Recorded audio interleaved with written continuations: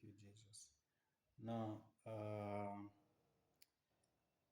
running low on videos or content that I've done in regard to my spiritual journey. So I'm going to try and catch up.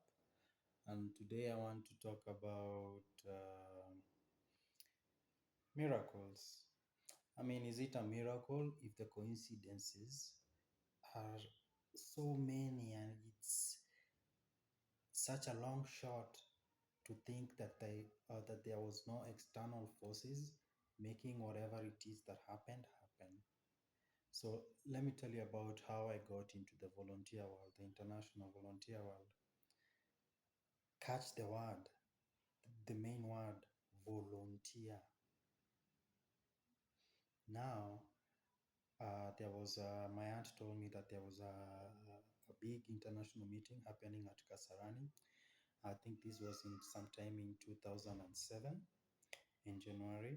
That there was a big meeting happening in Kasarani, and that there was opportunities for people to volunteer, and if you volunteered, you could get paid 500 shillings, and it was a meeting for 4 days. So if I got to volunteer, if I got that opportunity, I would make 2,000 shillings. So I went there before the event started, and unfortunately, I didn't get the position. I was really, really, really looking forward to this opportunity because it had been very long since I got work, since I had work. And I can remember at that time, my biggest prayer at that time was, God, can you just give me a means to earn a living? That's all, a means to earn a living. And here I had an opportunity. It's not an employment. It's just like a volunteer opportunity where I'm getting 500, and here I am, and I can't even get that. So I went back home and locked myself in my bedroom. I was living in Kara West at that time with my aunt. I locked myself in my bedroom and I cried. I cried, I cried, I cried to God. I put off my phone and went to sleep, and I didn't even eat dinner until the next morning. I woke up, went to the washroom, went back to the bedroom, and when I turned on my phone, I found a message from my aunt saying that I should come to Kasarani. She had found someone where I can work. It's not volunteer work with the international meeting. It's just work with someone who had come there, who had a curio shop. And so my work would be just taking care of the curio shop during that period. I will not get the 500, but I will get the 200. I'll get 200 shillings, which is better than nothing. And I accepted it, and I went there and started working there.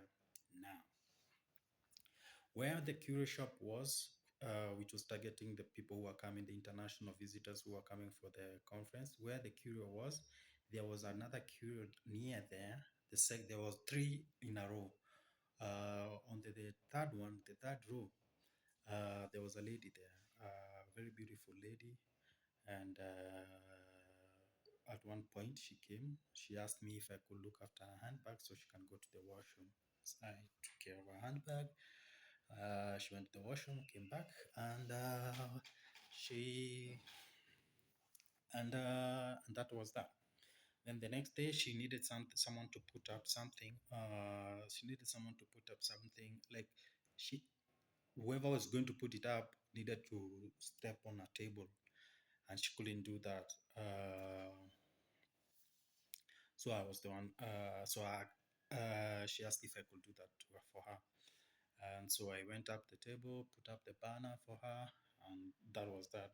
Now on the last day of the conference, I got this inspiration to go and introduce myself to her. So I went and told her my name, and I told her that I was jobless, and told her if she ever found somewhere where maybe I could find out a job for me, I would really, really appreciate that. She told me, that's nice. By the way, that's good for you to ask me of that. I'm going to call you for a job. I work with a volunteer organization, an international volunteer organization, where we work with volunteers from around the world. Okay, this is January. January passes.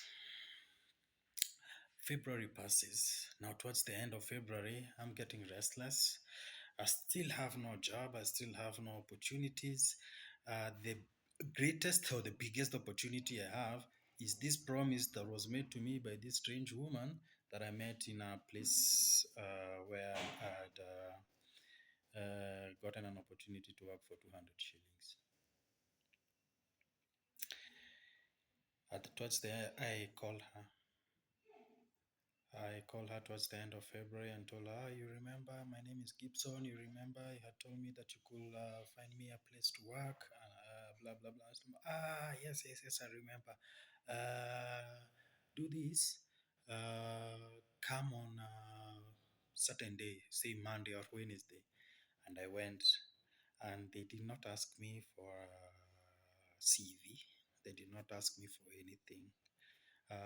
This is a Center for International Voluntary Services, Volunteer Services. That's the organization where I went to work.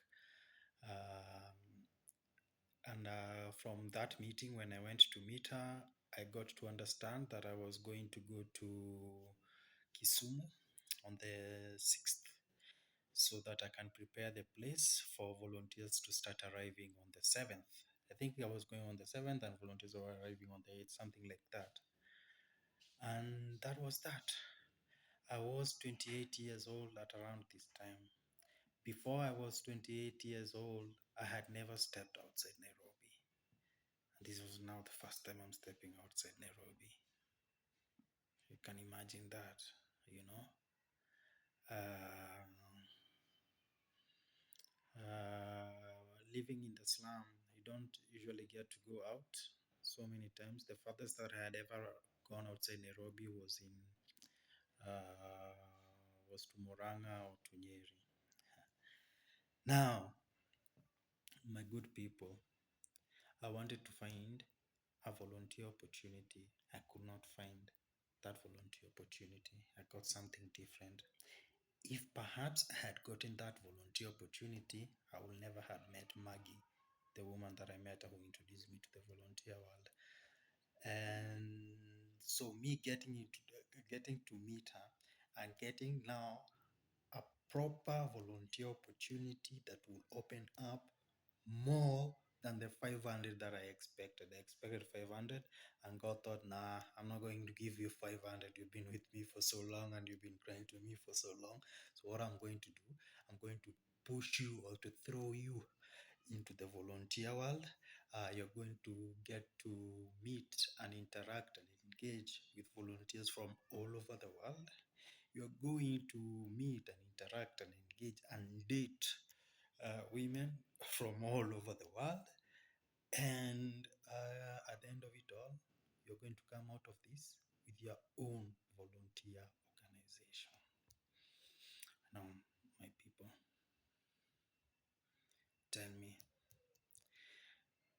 is it a miracle or is it just too many coincidences in regard to volunteer, and then at the volunteer that ends up? You tell me. What do you think?